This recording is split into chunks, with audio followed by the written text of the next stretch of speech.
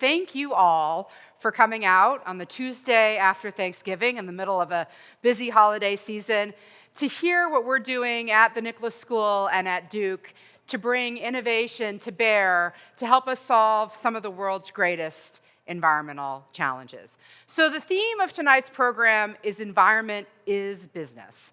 And it is business, but it's business built on our science. And so at the Nicholas School, we leverage decades of expertise in environmental science to help businesses who are facing increasing risks from global environmental change, but also increasing opportunities to use innovation and the power of markets to actually mitigate and reduce those risks. We can ask and answer questions that other people cannot. And this scientific expertise forms the foundation, really, of our innovation. And we can de-risk the translation of science into commercialization because people don't have to give up their day jobs, right, to try to do this new startup. We graduate approximately 160 students every year, and they go on to serve the needs of governments, NGOs, and increasingly corporations. In fact, in 2023, 75% of the students that we graduated from the MEM program took a job in the private sector. That compares to only 40% back in 2012. So our decade-over-decade growth was about 35 percentage points towards the private sector. So there's an increasing demand both from our students and from the private sector for this kind of talent. So tonight we're going to walk you through this journey to talk a little bit about our innovation ecosystem at the Nicholas School. So we're going to start with the top of this innovation funnel, right, with opportunity exploration. And a lot of this is student-facing. So you'll hear tonight about our Design Climate program, which is an experiential education program that's joint with the Pratt School of Engineering and that provides students with great opportunities to learn about how one tries to develop a new product or a new idea. Some of those ideas, maybe some from the students or some from our faculty labs, go down to the next level of the funnel where we think there might be something there. And the faculty members and the PhD students in particular have no idea how to go from we might have something here to we could actually have a startup company. They have no clue how to do that, right? And so the team that you'll meet tonight provides that kind of high-touch support for them so that they can actually navigate that transition. And then every once in a while, something falls out of the bottom of the funnel. And you'll learn tonight about our latest startup success, GridSeer. So we're going to walk you through the whole innovation ecosystem tonight. We're able to do the last step of actually helping faculty or PhD students or other scientists or students set up these startups through the very generous gift of Ken Hubbard. He's made a wonderful gift to us of $2.5 million. We're hoping to grow that to over $25 million over the course of the next decade to help us continue to fund this kind of startup activity. So tonight, as I mentioned, we're going to walk you through 3 different examples from the top of the funnel to the bottom. You'll hear about Design Climate. You'll hear about one of our emerging innovation ideas in biocoastal solutions, and then about our latest startup venture in GridSeer. The Design Climate program provides commercialization and early-stage opportunity exploration services to some of the early innovations that are coming out of Duke. We do this by using student ingenuity and energy to analyze these ideas through our Student Climate Tech Startup Incubator. My goal for Design Climate is to become the leading program in climate innovation. I'm doing this with my program in 2 ways. Firstly, we're seeding ventures based on the exciting research that's coming out of Duke, and also training future leaders who can grapple with these difficult challenges. I'm not interested in teaching a whole bunch of students about how to get rich quick. Instead, in our class, we work on designing products and startups that have a triple bottom line value set that are good for the environment as well as the people on it. I seed the class with 5 different hypothesized solutions that address really important climate challenges. We use a design thinking process in order to evaluate these ideas. Design thinking is a problem-solving strategy in order to address and come up with solutions to messy problems, like what do people really want? It's hard to know. So these are the steps that I walk my class through. Design Climate is a 2-semester entrepreneurial experience. I get students to stay from the fall through the spring as they walk through this. In the beginning, we start them out with empathizing with the stakeholders who are really having these problems. Then, after talking to people and doing background research, they start to define the problem and identify the root causes of the issues that they're seeing. Then, they begin to ideate solutions. Students will start the second semester by prototyping. It's important to prototype to identify and be able to communicate the idea with potential customers, as well as test the idea. By the end of the spring semester, students do a pitch to the venture community, and if we think this idea looks good, we'll continue to support this idea going forward. I want to give you a little closer up view to one of the ideas that we're working on in this class. This is Coastal Connect. They are working on a product that we kind of just call a Fitbit for shorelines. This idea was inspired by the work of Dave Johnston from the Nicholas School of the Environment. He was working with people who are investigating coastal resilience mechanisms, looking at living shorelines to reduce the effect of erosion along the shores. My students aren't just learning about these problems, but they're really part of the solution. I'm excited to talk to all of you about the next stage in the funnel, which is really this high-touch support that we've mentioned multiple times. And I'm going to do that through the lens of Biocoastal Solutions, the latest emerging venture from the Nicholas School. But before I tell you more about Biocoastal, I'm going to tell you exactly what that high-touch support looks like.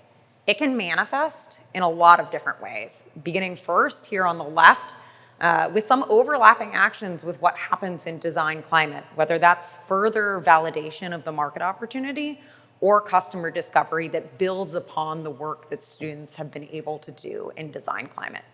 But it also looks like a number of other things. It looks like working with our academic faculty who may otherwise have no idea how to navigate complex intellectual property processes, both within and outside of the university. It looks like securing catalytic funding, whether that's in the form of translational research grants, something like an SBIR through NSF or NOAA. And it also looks like actually navigating the process of forming a company, establishing equity, and building a team to take this beyond the borders of Duke itself.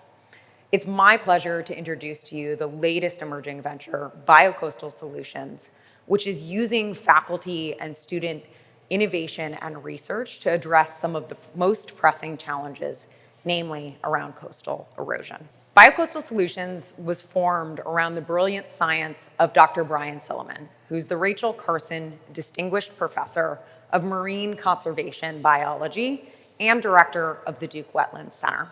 Instead of focusing on traditionally minimizing negative interactions that stress species and ecosystems, Brian's work suggests that we focus on maximizing positive interactions amongst the multiple species cohabitating in ecosystems to allow them to thrive despite the challenges that they might face. We're taking all of Brian's wonderful ideas and translating his science into real-world solutions and products to help battle coastal erosion. Right in our own backyard at Duke, we're feeling the challenge of coastal erosion really immensely. In the past 4 years, we've seen 11 homes wash into the sea. And why is this happening? Well, it's happening because we've lost our natural shoreline defense systems. In the past 2 centuries, over 85% of global oyster reef habitat has been lost. And since the 1950s, more than half of our coral reef ecosystems have also been lost. Right now, we're working through Biocoastal on commercializing faculty innovations to help address these restoration challenges. We're beginning first with 2 key species, developing a suite of products that help to restore our oyster reefs and seagrass. And while we're still developing exactly what those products look like, we've seen immense success in the early deployments of those technologies. The oyster reef restoration solution saw an increase of 800% in oyster survivorship as compared to existing restoration solutions. And it proves what is possible in terms of building this pipeline from academia and from the innovation of our students, our PhD candidates, and our faculty out into the real world. I do want to express my deep, deep gratitude to Ken Hubbard. Ken has not only been a generous contributor to our program, but he has been, over the last 10 years, a great advisor and mentor and pusher of the program. And I really appreciate everything that he's done for us and for me personally. I also want to thank Lynn Gorgoose and Scott Peters, who have supported this program from its very inception. So let me now talk a little bit about the problem that GridSeer solves. And it's highlighted here in this headline in the Wall Street Journal, which points out, essentially, that green energy is both a blessing and a curse. It's a blessing because it decarbonizes the grid, and it creates a certain amount of resilience at certain times. It's a curse because it's actually really hard to manage. On the left-hand side, you have a mix of energy-generating resources. On the right-hand side, you have a mix of energy users. Ideally, this is balanced perfectly at all times. The problem you have, especially as you introduce green energy, is that that doesn't happen. And in fact, it's largely a result of weather patterns that are getting more extreme. And this is where the blessing and curse issue comes in. As it becomes harder and harder to manage this mix of energy resources, you introduce more risk into the system.